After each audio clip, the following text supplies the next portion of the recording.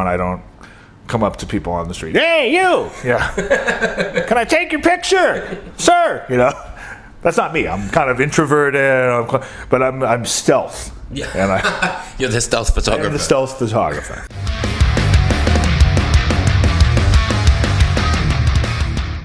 So I have the man, Alex Skonick, with me. How are you? I'm good. It's good to be here. Awesome, man. So, talking about Titans of Creation, I think it's also really interesting that you're, I feel like, experimenting a little bit, like particularly with City of Angels and things like that.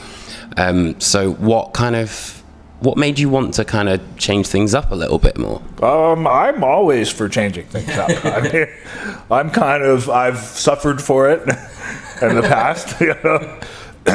One of the songs I wrote is called Symptoms, and it's mid-tempo.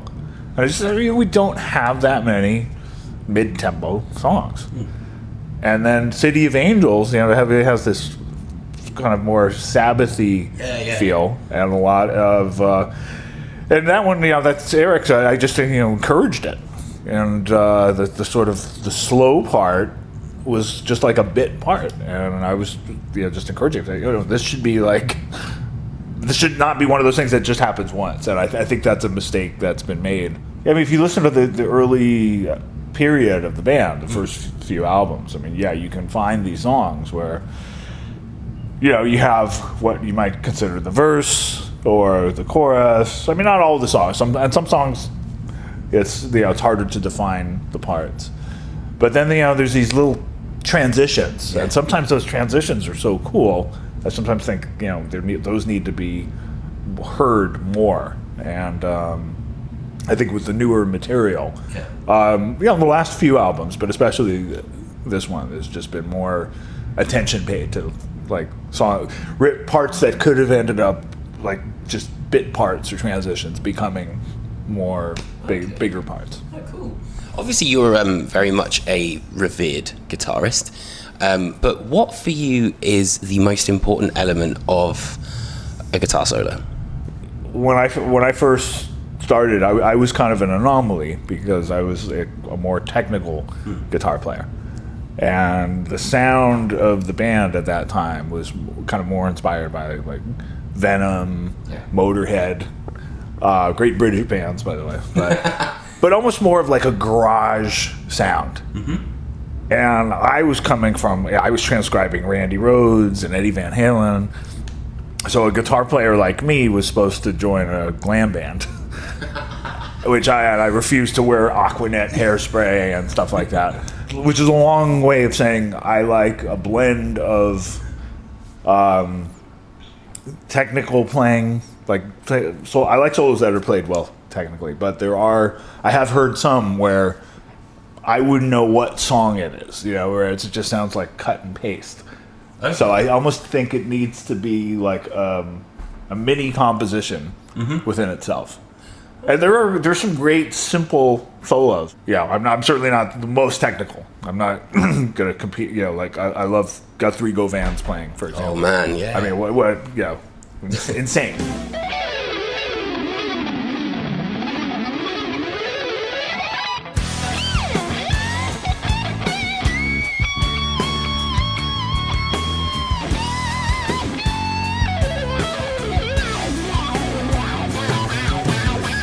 Yeah. I'm not going to do that. And there's a few other players like that. It's just like this blistering technique. But, you know, he's got more than that, too, which is great. But I don't focus as on technique. Like I hope it comes out. And I would like the guitar crowd to like it.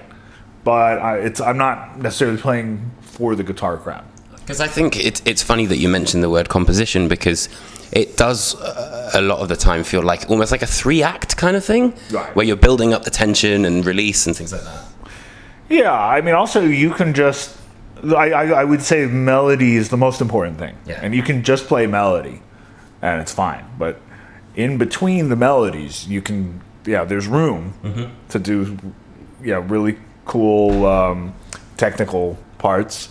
And sometimes embellishments, Maybe you're just going for one note of a melody, but on the way to that melody, you could do a wild run with speed picking or a sweep or whatever. But I feel like when the technique, the flashy technique, whatever it is, speed picking, sweeps, hammer-ons, two-handed stuff, if that takes over, that it can be a problem. Even the great Van Halen solos, there was such a sense of melody, and they fit the compositions. You can even find overlapping licks. Yeah.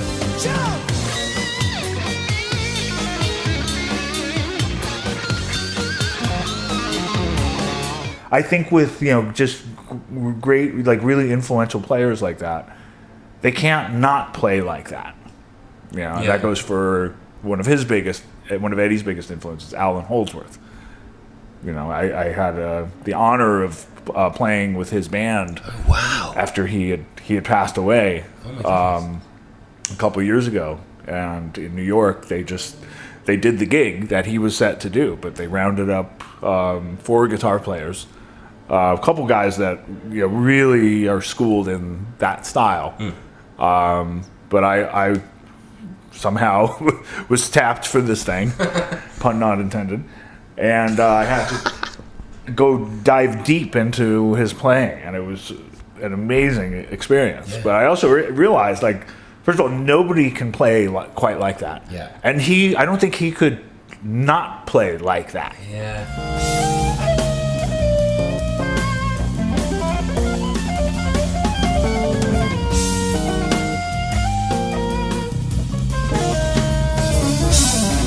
What is it, do you think, about thrash metal that makes fans, feel so united and so kind of like a family? And it's fascinating because just having done it for a long time, I've met plenty of fans who have sort of grown up and grown into these adults, but they still love the music. It includes, I can think of scientists, professional comedians, athletes, actors, and even sometimes we'll be going through customs at an airport. No way! And so like customs Asia will say, "Practice what you preach." This tour, right, that we're on right now with Testament, Exodus, and Death Angel. This is a perfect example of groups that were sort of, it didn't all fall into place for any of these bands. Yeah. I think all of us would probably admit not having it together completely at one point, like having it together enough to sort of rise above the local level. Yeah. But it almost felt like, there were other levels that we hadn't reached. And now, all these bands are having moments. Testament's had this full resurrection and sold out shows, and it's just built recently. Exodus is now celebrating the return of Gary. Of course, yeah. Slayer, Death Angel got a Grammy nomination for their great most recent record. So just at this point, to be having all these bands sort of having this moment and getting their due, as well as the audience, consisting of not just old school fans. So it's been very cool to watch it all come full circle. Yeah, absolutely. Going slightly away from thrash for a minute, I've seen a couple of particular things on Instagram and things like that you're a bit of an avid photographer. That's a relatively recent thing. I got obsessed. Really? With that, yeah, and there were hints of it over the years.